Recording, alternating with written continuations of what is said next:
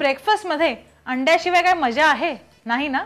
तर ही रेसिपी अगदी अंड्याची पण इतकी नवीन आणि वेगळी आहे की तुम्हाला ही नक्कीच आवडेल। आपण करणार आहोत ऑमलेट रोल्स।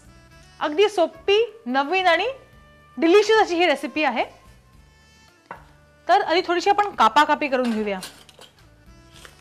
कांद्याची पात ही आपण थोडी अशी उभी उभी चिरून घ्यायची आहे, जास्त नाही, थोडेसे हे पांढरे कांदे। आणि पांढऱ्या कांद्यांबरोबर आपल्याला हवी असणार आहे ह्याची कांद्याची पात। कधी तुम्ही बघितलंय का कांद्याच्या पातीचं ऑमलेट? नाही ना? आज पहिल्यांदाच बघाल। आणि ही रेसिपी तुम्हाला इतकी आवडेल की तुम्ही नेहमीच करत राहाल। आणि तसं बघायला गेलं त्याच्यामध्ये काही कटकट नाहीये आणि रोज रोज आपले एका स्टाईलचं ऑमलेट खाऊन सुद्धा कंटाळा येतो ना, म्हणून मी तुम्हाला आज ही रेसिपी दाखवते, म्हणजे पुढच्या वेळी तुम्ही नक्की कराल ह्याची मला खात्री आहे। तर एक घेऊया पॅन आणि त्याच्यामध्ये घालूया थोडंसं तेल, जास्त नाही, थोडंसं। आणि ह्याच्यात घालूया आपण हा कांदा। कांद्याबरोबर ह्याच्यात आपण घालूया थोडीशी लसूण, थोडंसं आलं, थोडीशी हिरवी भोपळी मिरची, थोडी पिवळी भोपळी मिरची, याचे सगळ्याचे असे लांब लांब तुकडे केलेले आहेत, थोडीशी लाल,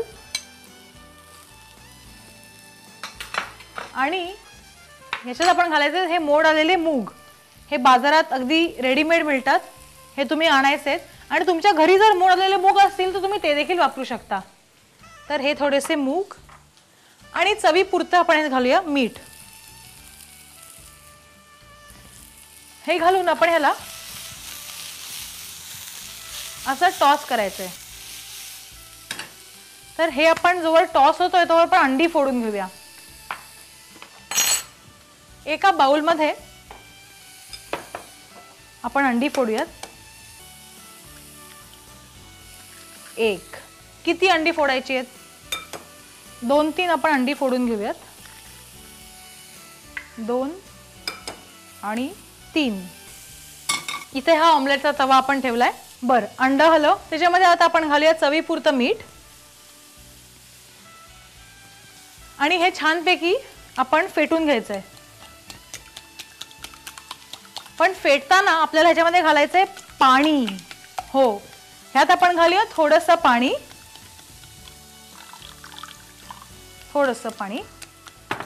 आणि हे नीट आपण असं फेटून घ्यायचंय। तर फेटून घेतल्यावर हा जो आपला तवा आहे ना, हा छान गरम करायचा आणि ह्याच्यामध्ये आपण घालूया थोडंसं तेल। हे थोडं तेल, जास्त नाही, थोडं। एक तर आपण नॉनस्टिक पॅन वापरतोय त्याच्यामुळे खरं तेल घालायची गरजही नाहीये, पण अगदी थोडंसं आपण ह्याच्यात तेल घालूया आणि चांगला हा आपण पॅन गरम करायचा आहे।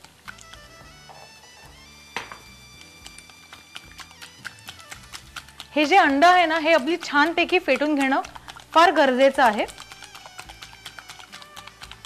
जितकं तुम्ही छान फेटाल ना, तितकं सॉफ्ट आपलं हे ऑमलेट तयार होईल। तर हे आपलं फेटलेलं अंड आणि आपला हा तवा गरम झालेला आहे।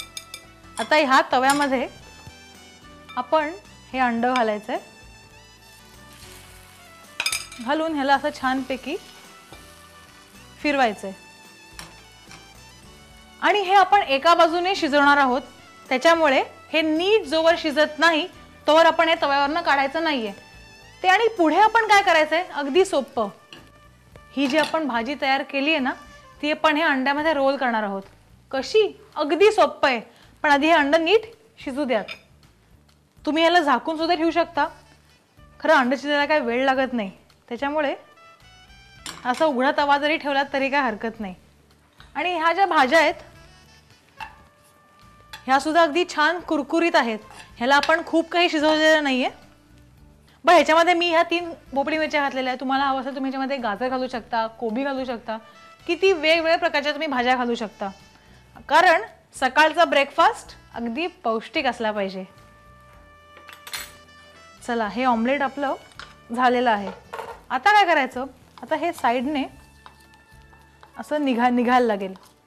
असं निघायला लागलं की गॅस बंद करायचा आणि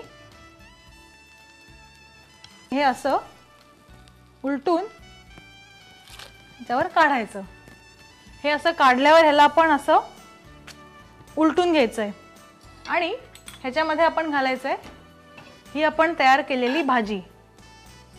ती ह्याच्यामध्ये आपण घालायची आणि ह्याचा आपण रोल करायची. आणि हा झाला आपला ऑमलेट रोल तयार. ह्याला आता आपण हे असं कापून ह्याचे 2 तुकडे करायचे आणि लगेच खायला घ्यायचंय. तुम्हाला जर हवं असेल तर तुम्ही हा जो रोल आहे ना तो ॲल्युमिनियम फॉइलमध्ये सुद्धा पॅक करू शकता किंवा असा देखील खाऊ शकता.